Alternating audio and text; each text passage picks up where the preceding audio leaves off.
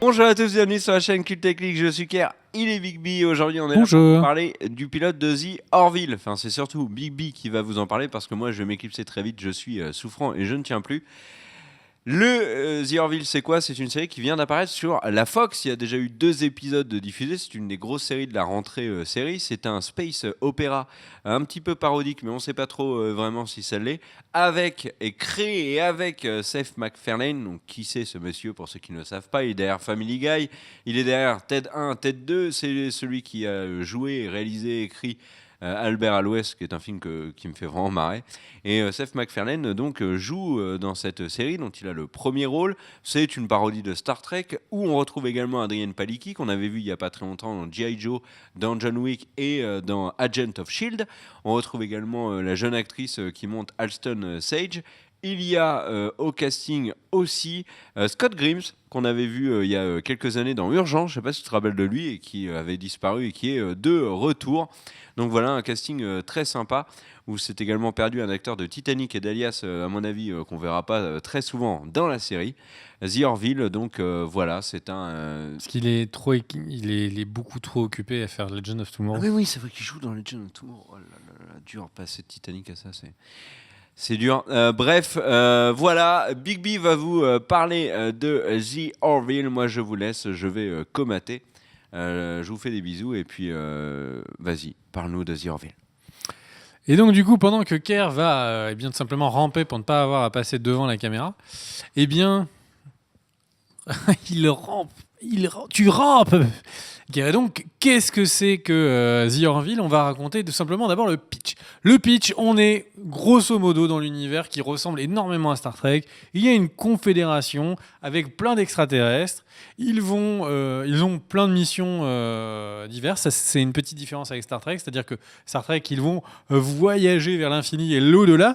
Dans Orville, ils vont faire des missions. Le premier épisode, c'est tout simplement le fait de récupérer, de faire une livraison et de récupérer des stocks. Bon, on a donc cette confédération et le personnage principal, joué donc par Seth MacFarlane, donc le personnage de Ed Mercer, eh bien tout simplement a pour la première fois un vaisseau qui lui est confié. Il devient capitaine et comme tout bon space opéra, il va avoir un équipage composé de plein d'extraterrestres, tous différents les uns des autres.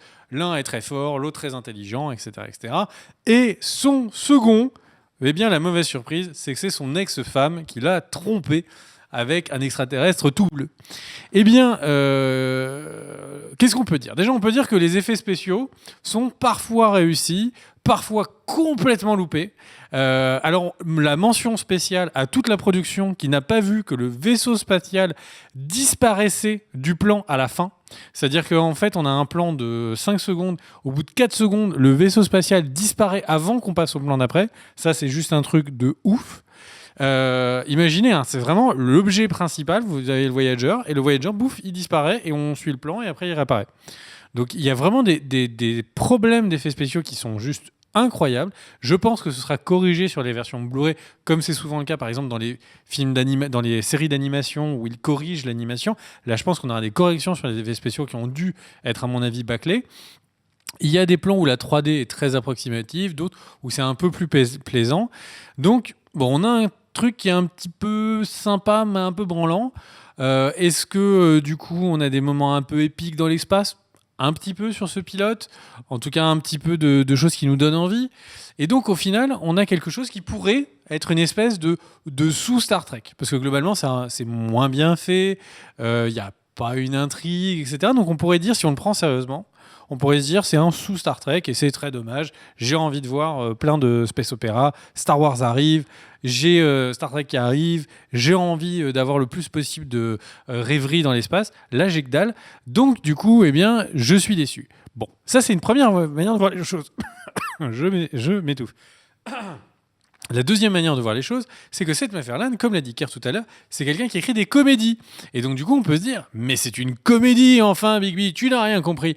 Et je vous dirais, mais tu as bien raison, c'est une comédie, c'est une parodie. Ils font exprès de faire semblant que parfois ce soit moins bien. Et donc, tous les extraterrestres sont un petit peu ridicules. Et donc, du coup, on a un peu des vannes un peu tout le temps.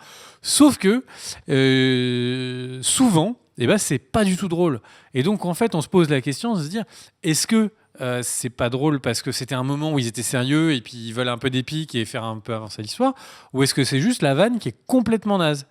Donc ça c'est une vraie question qu'on se pose très souvent quand on avance sur le truc.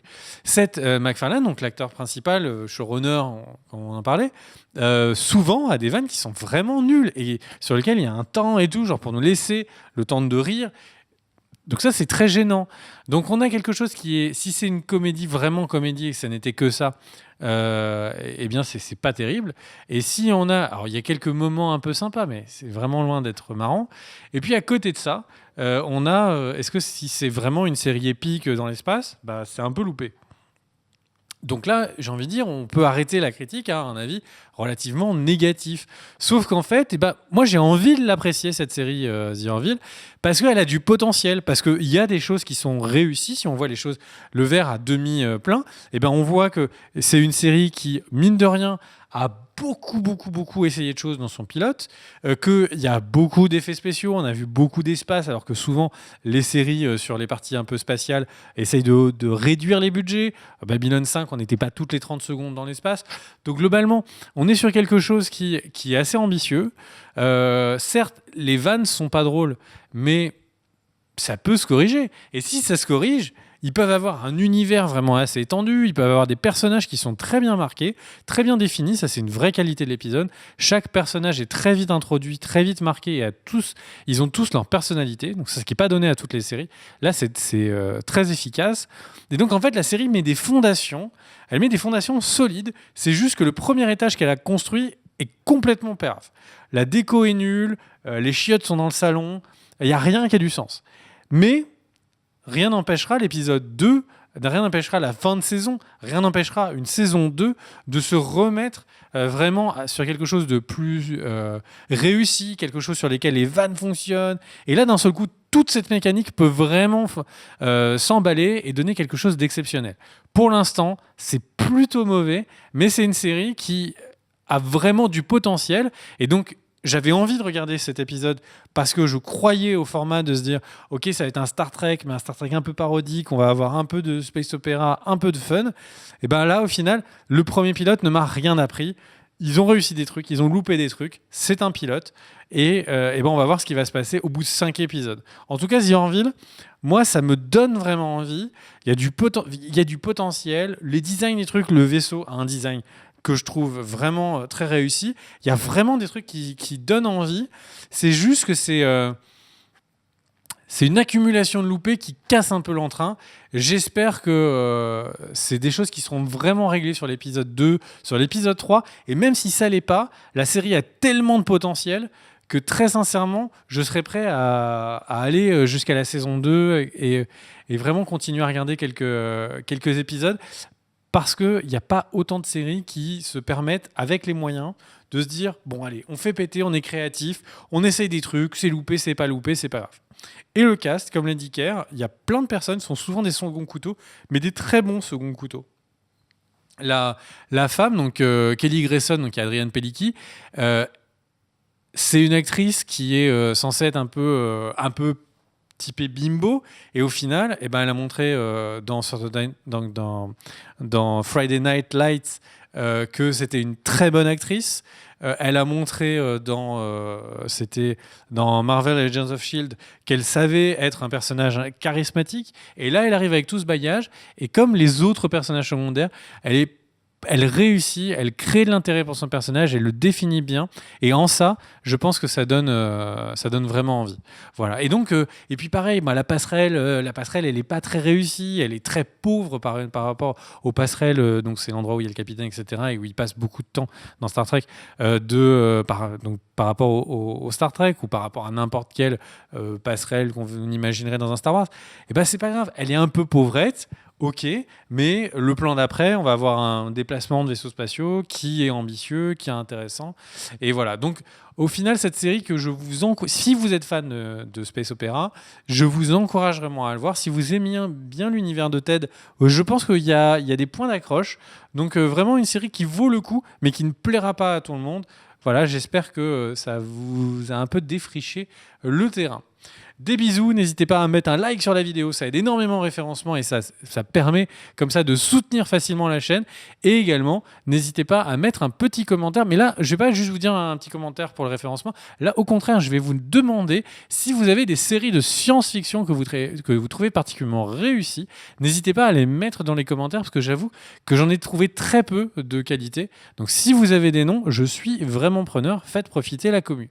Des bisous, ciao, et n'oubliez pas, le partage, c'est la vie. Ciao, ciao.